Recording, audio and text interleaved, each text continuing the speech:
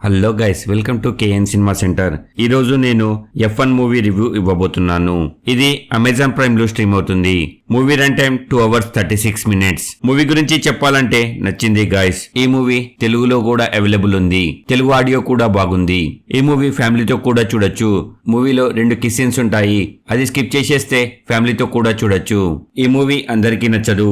Racing అంటే ఇష్టం ఉన్నవారు ఈ మూవీని బాగా ఎంజాయ్ చేస్తారు. మూవీ స్టోరీ ఏమిటంటే, హీరో ఎంగేజ్ లో ఉన్నప్పుడు F1 లో రేసింగ్ చేస్తుంటాడు.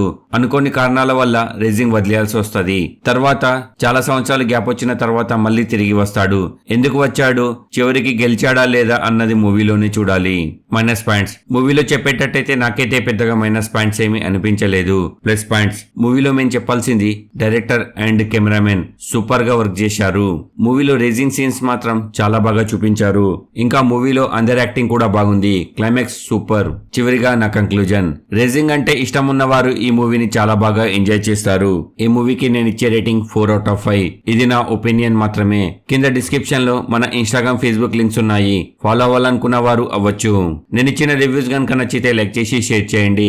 ఎలా ఉందో కామెంట్ చేసి చెప్పండి. కొత్త వాళ్ళు ఎవరైనా వచ్చుంటే సబ్స్క్రైబ్ చేయండి. Thank you for watching. జై హింద్, జై భారత్.